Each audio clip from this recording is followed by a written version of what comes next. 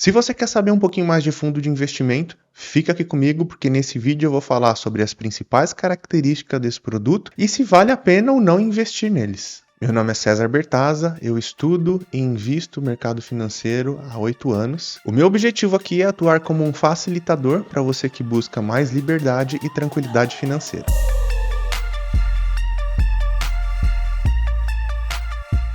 Primeiramente, o que é um fundo de investimento? A gente pode resumir que o fundo de investimento nada mais é do que um instrumento financeiro onde você vai terceirizar a gestão dos seus investimentos. Então, por exemplo, quando você investe num fundo de investimento, nada mais do que você está comprando cotas daquele fundo. Então, por exemplo, vamos supor que hoje você vai investir R$5.000 e aí você vai comprar um determinado fundo, vai investir nesse fundo e o valor da cota está R$100, por exemplo. Então você vai lá e você vai comprar 50 cotas desse fundo de investimento, totalizando os R$5.000 aí que você vai investir. Ou seja, simplesmente por comprar algumas cotas, você passa a ter uma participação naquele fundo. E aí você deve estar se perguntando, como funciona os investimentos dentro de um fundo de investimento? Para entender sobre o funcionamento, a gente precisa dar uns passos atrás e saber que hoje tem diversos tipos de fundos de investimento.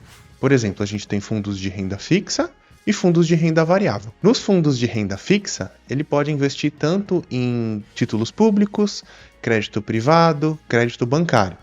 Crédito bancário a gente tem o CDB, LCI, LCA e no crédito privado a gente vai ter o CRI, CRA e as debêntures. Não fica preocupado com essas nomenclaturas, só para você entender mais ou menos como é que funciona a disposição e a forma de investir de cada fundo. Nos fundos de renda variável, você vai ter tanto os fundos de ações, você vai ter fundos multimercados e você vai ter os fundos cambiais, além de também dos fundos imobiliários. Mas os fundos imobiliários ele tem um mecanismo um pouco diferente, a negociação dele é feita através da Bolsa de Valores, então eu não vou me aprofundar muito nesse vídeo. Eu estou falando aqui principalmente dos fundos de investimentos tradicionais, que você faz a aquisição das cotas ou o resgate diretamente pela própria plataforma da corretora. Não precisa entrar na bolsa, no home broker, nem nada, como precisa nos fundos imobiliários. Agora que você já entendeu que tem diversos tipos de fundo, fica mais fácil da gente avançar e eu poder aqui te explicar a dinâmica de investimento dentro dos fundos. Lembrando que os fundos possuem uma política de investimento ali para ser seguida.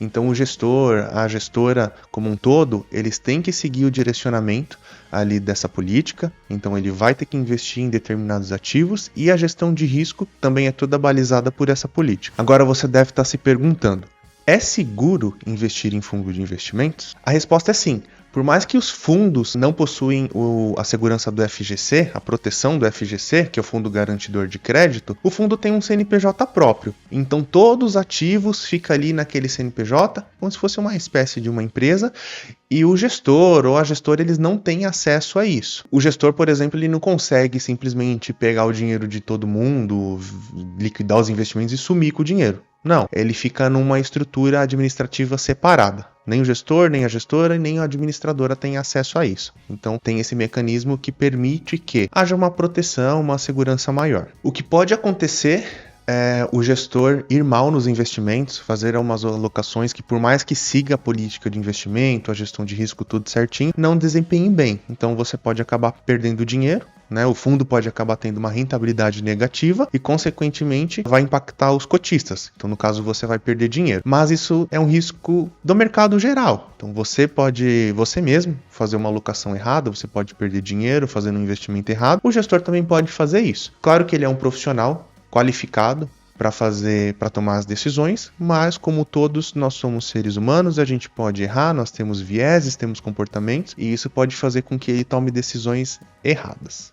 Não vou dizer nem decisão errada, porque nenhum gestor vai querer perder dinheiro. Na verdade, quanto mais dinheiro ele gera pro cotista dele, mais ele também ganha. Mas é claro que a gente pode achar que vai estar certo, que vai acertar aquele investimento, que a gente estudou e tudo mais, e simplesmente ele pode não acontecer da forma que a gente previu. Isso pode acabar gerando um certo prejuízo.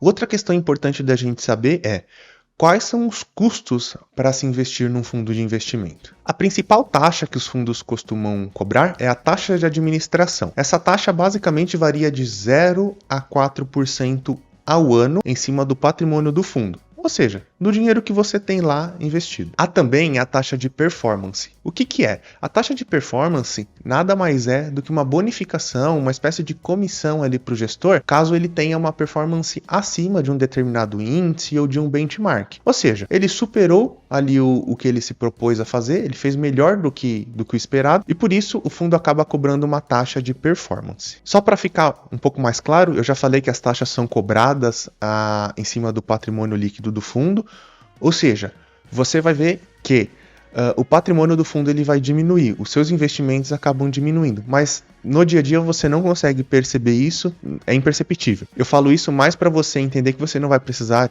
investir 5 mil reais, eu vou precisar pegar um determinado valor e ficar pagando ali para o gestor todos os meses. Não, o próprio fundo, a estrutura do fundo já vai abatendo e vai cobrando essa taxa em cima dos 5 mil reais que você colocou lá, por exemplo.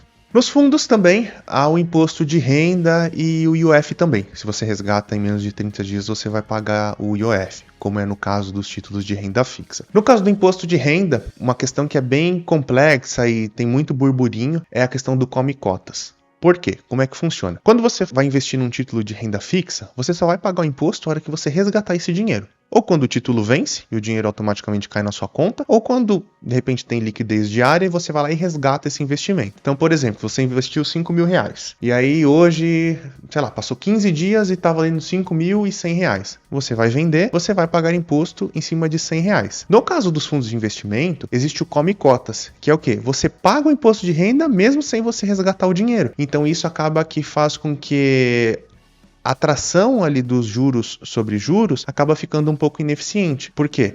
Vamos supor que você investiu 5 mil reais lá. Hoje você tem 5.100, por exemplo. E aí você tem uma cobrança de imposto de renda e o 5.100 vem para 5.085, por exemplo. Então a rentabilidade vai acabar sendo em cima de 5.085 e não em cima de 5.100. Ou seja, ela vai ser um pouco menor. E ao longo do tempo, você fazer cálculos aí de 5, 10, 15 anos, o come-cotas ele definha muito a rentabilidade de longo prazo, porque ele acontece 2 vezes por ano. Então, a cada 6 meses você tem um come-cotas. Então, é algo recorrente e que vai ali dilapidando um pouco essa atração, esse benefício aí dos juros compostos. Para finalizar e concluirmos esse vídeo, eu vou responder se realmente vale a pena investir em fundos de investimentos. Na minha opinião, eu acredito que sim, vale a pena você investir em fundos de investimento. No entanto, quando a gente fala de fundos de ações ou multimercado, você precisa conhecer bastante o gestor que está ali tomando as decisões, precisa entender o histórico que ele tem,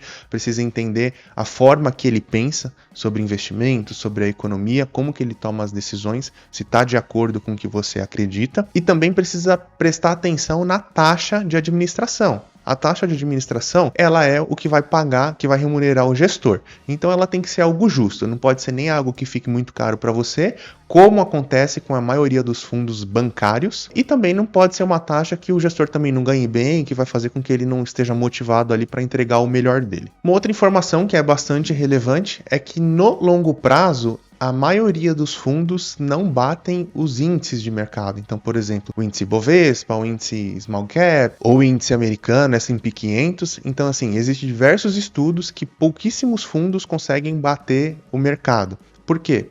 Primeiro por conta das taxas, que acaba fazendo com que a rentabilidade fique menor. Então, você, como tem que remunerar o gestor, você acaba recebendo uma rentabilidade menor do que aquele efetivamente consegue fazer ali através dos investimentos, porque você tem esse custo. Você tem a questão do come-cotas, que eu já falei, e você tem a questão que também não é simples, né, bater o mercado. É um pouco complexo você escolher ações que vai render mais do que a média, mas sim é possível fazer isso. Outro ponto que também é importante a gente levar em consideração é que os fundos, quando eles são realmente bons, quando ele tem bons gestores e boas gestoras, eles acabam que tem muito patrimônio. Ou seja, para você fazer boas decisões de investimentos, fica um pouco difícil. Acaba que os fundos ficam limitados às empresas grandes, como Vale, Petrobras, Banco do Brasil, dentre outras. Então o fundo acaba que ele fica meio limitado ali nas opções. Ele não pode, por exemplo, investir numa empresa menor, que tem um potencial maior de crescimento, porque realmente não tem ali liquidez suficiente no mercado para ele fazer aquela aquisição.